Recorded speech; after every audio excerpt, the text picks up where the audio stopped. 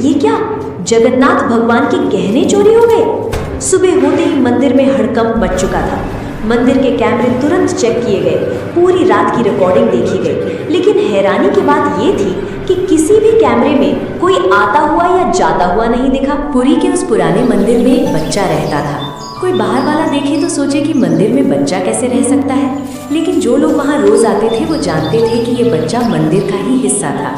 उसका कोई नाम कागजों में नहीं था, ना माँ थी, ना बाप, ना कोई पहचान। लोग उसे बस मुगु कहकर बुलाते थे। मुगु की उम्र कोई 8 या 9 साल रही होगी। फटे कपड़े, नंगे पैर और आंखों में एक अजीब सी शांति। वो मंदिर में ही सोता था, मंदिर में ही भूखा रहता था और मंदिर में ही हंस लेता था।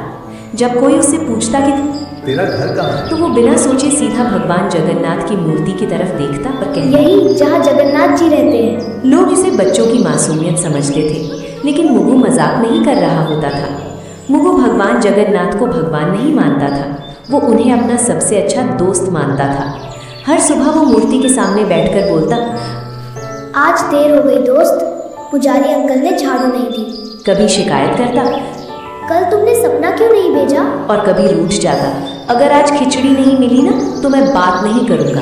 अजीब बात यह थी कि मुगु की बातें कभी खाली नहीं जाती थी। एक दिन दोपहर की आरती के बाद मंदिर में एक औरत आई। उसके कपड़े फटे थे, आंखें सूजी हुई थी और आवाज़ कांप रही थी। वो भगवान के सामने गिर पड़ी और रोते हुए बोली, मेरे बच्चे को बचा लूंगा, वो अस्पताल में है, डॉक्टर कह रहे हैं बिना पैसों के इलाज नहीं होगा। मंदिर में लोग खड़े थे। कोई बोला, भगवान पर छोड़, जो होगा अच्छा होगा। लेकिन कोई आगे नहीं बढ़ा। मुगु सब देख रहा था। वो धीरे से उस औरत के पास गया और पूछा, आंटी आपका बच्चा कितना छोटा है? औरत ने रोते हुए कहा, तेरे जितना। मुगु चुप हो गया। उस रात जब मंदिर बंद हो गया और सब लोग चले गए, मुगु अकेला भगवान के सामने बैठा रहा। बहुत देर तक वो कुछ नहीं बोला। फिर धीरे से पूछा, दोस्त, वो बच्चा मर जाएगा क्या? मूर्ति चुप थी। मुगु की आंखें भर आईं। उसने कहा, अगर उसके पास माँ है तो उसे क्यों ले जाओगे? उसी पल मुगु को ऐसा लगा जैसे किसी ने बहुत पास से कहा हो, मेरी मोतियों की माला ले जाओ। मुगु घबरा गया। उसने मूर्ति की तरफ देखा और सच? बोला, आप सच? नाराज नहीं आप होंगे?" नाराज नहीं होगे? कोई जवाब नहीं आया, लेकिन मुगु की नज़र माला पर टिक गई। अगली सुबह मंदिर में हड़कंप मच गया। पुजारी चिल्लाने लगे, अरे ये क्या, भगवान की मोतियों की माला गायब है। कैमरे चेक किए गए, पूरी रात की रिकॉर्डिंग देखी गई, लेकिन ना कोई आता दिखा ना कोई जाता। तभी एक आदमी बोला, कल रात मैंने उसी बच्चे को मंदिर में घूमते देखा था। सबकी नज़र एक साथ मुगु पर चली गई। मुगु कुछ नहीं बोला, उसकी मुट्ठी कांप रही थी। उसी समय मंदिर के बाहर वही औरत खुशी से रो रही थी। वो सबको बता रही थी कि किसी ने भगवान की माला बेचकर उसके बच्चे का ऑपरेशन करवा दिया। मंदिर के अंदर लोग भगवान को देख रहे थे और मंदिर के बीच में एक बच्चा चुपचाप खड़ा था। एक पुजारी ने परेशान होकर कहा, अगर कोई इंसान आया होता तो कैमरे में जरूर दिखता। दूसरे पुजारी ने धीरे से कहा, ऐसा तो तभी हो सकता है जब कोई आया ही ना हो। लोगों में खुसुर पुसुर बढ़ने लगी और हर कोई एक दूसरे की तरफ शक से देखने लगा। उसी भीड़ में एक आदमी ने अचानक कहा, रात को मैंने मुगु को मंदिर में घूमते देखा था। ये बात सुनते ही सबकी नज़र एक साथ मुगु पर चली गई। मुगु उस समय मंदिर के एक कोने में खड़ा था और उसे समझ नहीं आ रहा था कि सब लोग उसे ऐसे क्यों देख रहे हैं। एक आदमी ने सख्त आवाज में पूछा, तू रात को मंदिर में क्या कर रहा था? मुगु ने धीरे से कहा, रोज की तरह भगवान से बात कर रहा भीड़ था। में से किसी ने ये कहा, बच्चा हमेशा यहाँ रहता है और इसे सब कुछ पता होता है। किसी और ने कहा। अगर कैमरे में कोई नहीं दिखा तो चोरी इसी ने की होगी। मुगु की आंखें भर आई और उसने कहा मैंने कि कुछ भी चोरी नहीं किया है। मैंने जो उसने बस किया वो इतना कहा भगवान के कि उसने कहने पर जो किया किया वो भगवान के कहने पर किया था। ये सुनकर लोग हंस पड़े और किसी ने ताना मारते हुए कहा, भगवान बच्चों से चोरी नहीं करवाते। मुगु कुछ नहीं बोला और उसकी नज़र जमीन पर टिक गई। उसी समय मंदिर के बाहर शोर मच गया, क्योंकि वही औरत भागती हुई आई थी जो कल रो रही थी। वो खुशी से कांपती आवाज में बता रही थी कि उसके बच्चे का ऑपरेशन हो गया है और डॉक्टरों ने जान बचा ली है। उस औरत ने रोते हुए कहा, किसी ने भगवान की मोतियों की माला बेचकर पैसे दिए हैं। ये सुनते ही मंदिर के अंदर सन्नाटा फैल गया और लोगों के चेहरे किसी बदलने ने मोतियों की माला लगे। अब बेच दी। सवाल ये नहीं था कि बच्चा बचा कैसे, बल्कि ये था कि माला आखिर गई कहाँ। मुगु अब भी चुपचाप खड़ा था और उसे नहीं पता था कि अगला सवाल सीधे उसी की जिंदगी बदलने वाला है। मंदिर के अंदर अब माहौल बदल चुका था और जो लोग सुबह तक चमत्कार की बात कर रहे थे वही अब सवाल पूछ रहे थे। हर नज़र मुगु पर टिकी थी। और किसी को उसकी मासूमियत दिखाई नहीं दे रही थी। एक आदमी ने ऊंची आवाज में कहा कि अगर माला भगवान के कहने पर ली गई थी तो वो अभी वापस क्यों नहीं आई। मुगु ने घबराई हुई आवाज में कहा, मुझसे कहा गया था कि वो माला उस माँ को दे आओ ताकि उसका बच्चा बच सके। भीड़ में से किसी ने कटाक्ष करते हुए कहा कि अब बच्चे भगवान के नाम पर चोरी भी करने लगे हैं। दूसरे आदमी ने कहा कि ऐसे बहाने हर चोर बनाता है। मुगु ने रोते हुए कहा कि वो झूठ नहीं बोल रहा है और उसने कुछ भी अपने लिए नहीं रखा। उसने कहा कि अगर माला चाहिए तो वो भगवान से पूछ ले कि सच क्या है। ये बात सुनकर पुजारी भी असहज हो गए क्योंकि कोई भी भगवान से सवाल नहीं करना चाहता था। मुख्य पुजारी ने कड़े शब्दों में कहा कि जब तक सच्चाई सामने नहीं आती तब तक बच्चे का यहाँ रुकना ठीक नहीं होगा। तब तक बच्चे को मंदिर में नहीं रहने दिया जाएगा। मुगु को जैसे ही ये बात समझ आई उसका चेहरा सफेद पड़ गया।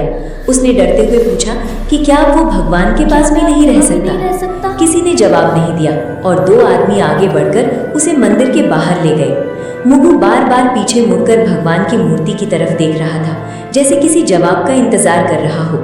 मंदिर के बाहर उसे पत्थर की सीढ़ियों पर बैठा दिया गया और कहा गया कि यहाँ से कहीं मत जाना। धूप तेज थी और मुगु को प्यास लग रही थी, लेकिन किसी ने पानी तक नहीं दिया। अंदर मंदिर में पूजा फिर से शुरू हो गई और लोग भगवान से सुख शांति की प्रार्थना करने लगे। बाहर एक बच्चा चुपचाप बैठा था जिसे समझ नहीं आ रहा था कि उसने गलत क्या किया। मुगु ने खुद से कहा, अगर भगवान ने कहा था तो फिर सजा मुझे क्यों मिल रही है। उसकी आंखों से आंसू गिरने लगे और वो पहली बार भगवान से बिना बोले सवाल कर रहा था। उसी समय मंदिर के अंदर अचानक हवा तेज चलने लगी और दीपक की लौ हिलने लगी। कुछ लोगों ने इसे भगवान की नाराजगी कहा और कुछ ने इसे महज हवा का झोंका मान लिया। मुगु अब भी सीढ़ियों पर बैठा भगवान की तरफ देख रहा था और उसे नहीं पता था कि ये चुप्पी आने वाले तूफान की शुरुआत। शाम होते ही मंदिर की समिति की बैठक बुलाई गई क्योंकि मामला अब सिर्फ माला का नहीं रहा था। लोग बाहर खड़े थे और अंदर ये तय हो रहा था कि एक अनाथ बच्चे के साथ क्या किया जाए। एक सदस्य ने कहा कि अगर आज सख्ती नहीं दिखाई गई तो कल हर कोई भगवान के नाम पर कुछ भी उठा लेगा। दूसरे ने कहा, बच्चे को बाहर रखने से मंदिर की शांति बनी रहेगी। मुख्य पुजारी चुप बैठे थे और बार बार भगवान की मूर्ति की तरफ देख रहे थे। आखिर उन्होंने भारी आवाज में कहा कि जब तक माला वापस नहीं आती मुगु मंदिर में नहीं रहेगा। ये फैसला होते ही किसी ने बाहर आकर लोगों को बता दिया कि बच्चे को मंदिर से निकाल दिया गया है। भीड़ में कुछ लोग चुप थे और कुछ ने सिर हिलाकर सहमति जता दी। मुगु को जब ये बताया गया तो उसने बहुत धीमे से पूछा कि क्या वो रात को भी यहाँ नहीं सो सकता। कोई जवाब नहीं आया और उसे मंदिर के मुख्य दरवाजे से बाहर कर दिया गया। मुगु दरवाजे के पास कुछ देर खड़ा रहा और फिर सीढ़ियों पर बैठ गया। उसे समझ नहीं आ रहा था कि भगवान के घर में उसके लिए जगह कैसे खत्म हो गई। उसी समय मंदिर के अंदर एक पुजारी ने देखा कि भगवान की मूर्ति के पास रखा फूल मुरझा गया है। उसने इसे अशुभ संकेत बताया, लेकिन किसी ने उसकी बात पर ध्यान नहीं दिया। रात बढ़ती गई और मंदिर के कपाट बंद हो गए। मुगु बाहर ही बैठा रहा और ठंडी हवा में सिकुड़ता गया। उसने खुद से कहा कि शायद भगवान उसे आज रात जवाब देंगे, लेकिन बहुत देर तक कुछ नहीं हुआ और सिर्फ घंटियों की दूर की आवाज़ सुनाई देती रही। उसी रात शहर में एक अजीब सी खबर फैलने लगी कि अस्पताल में उस बच्चे की हालत अचानक बहुत सुधर गई है। डॉक्टर कह रहे थे कि इलाज उम्मीद से कहीं ज़्यादा असरदार रहा। लोगों ने इसे भगवान की कृपा कहा और कुछ ने मंदिर में फिर से दान देने की बात की। किसी ने ये नहीं पूछा कि उस कृपा की कीमत किसने चुकाई। मुगु को इस खबर की कोई जानकारी नहीं थी और वो बाहर बैठे बैठे सो गया। उसके चेहरे पर डर नहीं था बल्कि थकान थी, जैसे उसने बहुत भारी बोझ उठा लिया हो। आधी रात के बाद मंदिर के अंदर अचानक दीपक अपने आप तेज हो गया। कुछ पुजारी घबरा गए और बोले कि भगवान कुछ कहना चाहते हैं, लेकिन बाहर मंदिर की सीढ़ियों पर एक बच्चा बेसुध पड़ा था और कोई उसे देखने नहीं आया। मुगु की सांसें हल्की थी और उसे नहीं पता था कि अगली सुबह उसके लिए सबसे कठिन होने वाली है। सुबह होते ही मंदिर के बाहर लोगों की भीड़ फिर जमा होने लगी क्योंकि रात की घटनाओं ने सबको बेचैन कर दिया था। कुछ लोग कह रहे थे कि भगवान ने संकेत दिए हैं और कुछ लोग अब भी यही मान रहे थे कि बच्चा झूठ बोल रहा है। उसी बीच एक पुजारी ने ध्यान दिया कि भगवान की मूर्ति के पास रखी दूसरी माला की एक मोची ढीली हो गई है। उसने पास खड़े पुजारी से कहा कि अगर कोई चोर होता तो बाकी गहनों को भी हाथ लगाता। ये बात धीरे धीरे भीड़ तक पहुंची और पहली बार लोगों को लगा कि कहानी वैसी नहीं है जैसी दिखाई जा रही थी। एक आदमी ने अगर कहा कि बच्चा अगर चोर बच्चा होता, चोर तो वो होता मंदिर छोड़कर तो वो भाग जाता। मंदिर छोड़कर भाग जाता। लोगों की नजर बाहर सीढ़ियों पर पड़ी जहां मुगु बेसुध पड़ा था। उसका चेहरा पीला था और उसकी आंखें आधी खुली थीं। एक औरत ने घबराकर कहा कि बच्चे को उठाओ और पानी दो। जब उसे छुआ गया तो सब समझ गए कि मुगु को तेज बुखार है। मुगु ने बहुत धीमी आवाज में कहा कि उसने गलत कुछ नहीं किया है। उसने बस इतना कहा कि भगवान ने कहा था कि किसी की जान बचाना सबसे जरूरी है। ये सुनकर कुछ लोग चुप हो गए और कुछ की आंखें झुक गईं। मुख्य पुजारी आगे आए और पहली बार उन्होंने मुगु की बात ध्यान से सुनी। पुजारी ने उससे पूछा कि भगवान ने तुझसे और क्या कहा था। मुगु ने कांपती आवाज में कहा, भगवान ने कहा था कि सच सामने आने में समय लगता है। उसी समय अस्पताल से एक आदमी मंदिर पहुंचा जिस बच्चे का और उसने ऑपरेशन हुआ बताया था, कि उसकी जिस हालत अब बच्चे का पूरी तरह ठीक ऑपरेशन है। हुआ था उसकी हालत अब पूरी तरह ठीक है। ऑपरेशन के पैसे उसने अचानक ये मिल भी गए कहा कि थे, ऑपरेशन इसलिए के डॉक्टर ने पैसे बिना देर अचानक के इलाज मिलने शुरू कर से दिया। डॉक्टरों ने तुरंत इलाज शुरू कर दिया था। अब मंदिर में सन्नाटा था और लोग एक दूसरे को देखने लगे। सबको समझ आ रहा था कि अगर माला न गई होती तो शायद वो बच्चा आज जिंदा न होता। लेकिन सवाल अब भी वही था कि माला मंदिर से बाहर कैसे गई।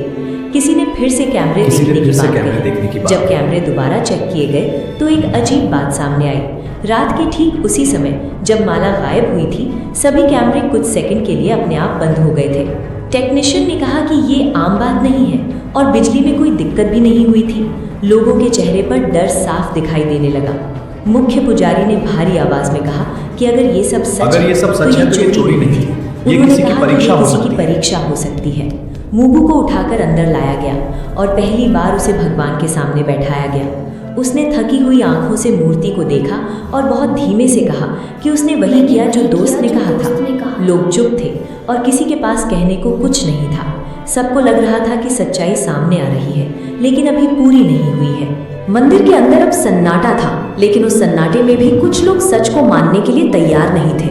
एक सदस्य ने कहा कि कैमरे बंद होना तकनीकी गड़बड़ी भी हो सकती है और इसे चमत्कार मान लेना ठीक नहीं है। दूसरे ने कहा कि अगर आज बच्चे की बात मान ली गई तो कल कोई और भी भगवान का नाम लेकर चोरी करेगा। ये बातें सुनकर कुछ लोग सहमति में सिर हिलाने लगे।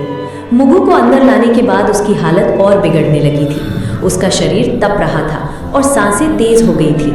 एक पुजारी ने कहा कि बच्चे को डॉक्टर के पास ले जाना चाहिए, लेकिन समिति के एक आदमी ने कहा कि पहले सच्चाई तय होनी चाहिए, इलाज बाद में भी हो सकता है। ये बात सुनकर कुछ लोग असहज हो गए, लेकिन किसी ने खुलकर विरोध नहीं किया। मुगु ने आंखें खोलकर बहुत धीमे से कहा कि उसे अब डर नहीं लग रहा है। उसने कहा कि अगर वो बाहर ही मर जाता तो भी उसने सही काम किया होता। ये सुनते ही मंदिर के अंदर खड़े कुछ लोगों की आंखें भर आईं। उसी समय एक आदमी जोर से बोला कि अगर बच्चा इतना ही सच्चा है तो भगवान उसे क्यों नहीं बचा रहे। ये सवाल ऐसा था जिसे कोई सुनना नहीं चाहता था। मुगु ने कमजोर आवाज में कहा कि भगवान हमेशा किसी को बचाने नहीं आते। उसने कहा कि कभी कभी भगवान चाहते हैं कि इंसान सही फैसला ले। ये बात सुनते ही मंदिर में कुछ लोगों को गुस्सा आ गया। एक आदमी ने कहा कि ये बच्चा भगवान बनकर बोल रहा है। मुगु ने बहुत मुश्किल से मुस्कुराते हुए कहा कि वो भगवान नहीं है, बस दोस्त की बात बता रहा है। उसकी आंखें धीरे धीरे बंद होने लगी। उसी समय बाहर से आवाज आई कि एम्बुलेंस आ गई है। कुछ लोग राहत की सांस लेने लगे और कुछ अब भी खड़े रहे। जब मुगु को उठाकर बाहर ले जाया गया तो मंदिर के अंदर अचानक तेज हवा चली। दीपक की लौ एक पल के लिए सीधी खड़ी हो गई। कुछ पुजारी डर गए और बोले कि अब देर हो चुकी है। किसी ने पूछा कि किस बात के लिए देर हो चुकी है, लेकिन कोई जवाब नहीं आया। मुगु को एम्बुलेंस में डाल दिया गया और दरवाजा बंद हो गया। उसकी उंगलियां ढीली पड़ रही थीं और उसकी सांस बहुत हल्की हो गई थी। मंदिर के अंदर लोग अब भी बहस कर रहे थे कि सच क्या है। उसी समय एम्बुलेंस के सायरन की आवाज दूर होती चली गई। मुख्य पुजारी ने भगवान की मूर्ति की तरफ देखा और पहली बार उनकी आंखें भर आईं। उन्हें समझ आ गया था कि सही और गलत के बीच का वक्त बहुत कीमती होता है। एम्बुलेंस के